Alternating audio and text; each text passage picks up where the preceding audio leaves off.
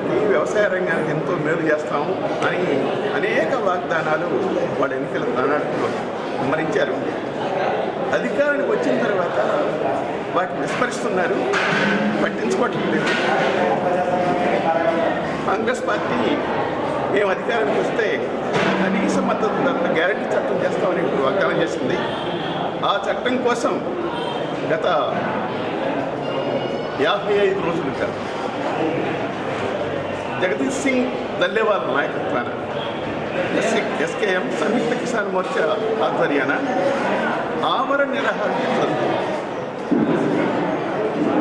ఈ నెల 15వ తారీఖు నుంచి 111 మంది ఆయనకి సంఘీభావంగా ఆమరణ నిరాహార చేస్తున్నారు. ఈ ఉద్యమం గత సంవత్సరం ఫిబ్రవరి నుంచి కొనసాగుతుంది, దేశవ్యాప్తంగా కొనసాగుతుంది. కానీ కేంద్రం ఉన్నటువంటి ప్రభుత్వం ఉలుపు పలుకు లేదు, కనీసం చర్చలకు కూడా ముందుకు రావడం లేదు. సమస్యను పరిష్కరించకుండా అనేక మంది ప్రాణాలను బలిగొనడానికి కూడా సిద్ధమై ఉంది. ఇటువంటి విపత్కర పరిస్థితుల్లో రైతాంగానికి వ్యవసాయ రంగానికి ఎంతో మేలు చేస్తామన్నటువంటి కాంగ్రెస్ పార్టీ ప్రభుత్వం ఇక్కడ రాష్ట్రం అధికారంలో ఉంది. దానికి మద్దతుగా దాన్ని కేంద్ర ప్రభుత్వాన్ని కోరుతూ రాష్ట్ర అసెంబ్లీ రాష్ట్ర క్యాబినెట్ ఒక తీర్మానం చేయాలని మేము రాష్ట్ర ప్రభుత్వాన్ని రేవంత్ రెడ్డి గారిని ప్రత్యేకంగా విజ్ఞప్తి చేస్తున్నాం.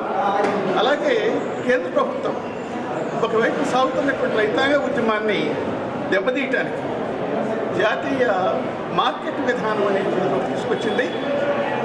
దొడ్డిదోవలకుండా గతంలో ఏదైతే రైతాంగం ఉద్యమం పోరాడి సాధించుకుందో 3 కార్పొరేట్ చట్టాలని వాటిని దొడ్డిదోవలకుండా వాళ్ళ మార్కెటింగ్ విధానం పేరుకి తీసుకొస్తుంది. రాష్ట్ర ప్రభుత్వాన్ని అమలు చేయాలని ఒత్తిడి చేస్తున్నారు.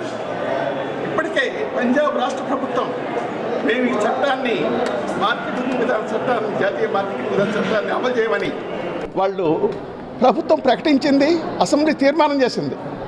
కనుక మన రాష్ట్ర ప్రభుత్వం కూడా అటువంటి తీర్మానం చేయాలి. ఈ విధానం ఏదైతే తీసుకొచ్చిందో కేంద్ర ప్రభుత్వం మోడీ, ఇది రాష్ట్రాల హక్కుల్ని కాలరాస్తుంది. కనుక ఆ రీత్యా కూడా రాష్ట్ర ప్రభుత్వం వ్యతిరేకించాల్సిన అవసరం ఉంది. ఈ ఉద్యమం రేపు మరింత ఉధృతం కాబోతుంది.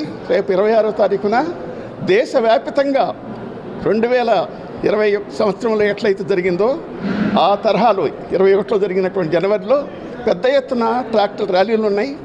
కేంద్ర ప్రభుత్వం రాష్ట్ర ప్రభుత్వాలు దీని మీద ఆలోచించాలని, స్పందించాలని మేము డిమాండ్ చేస్తున్నాం.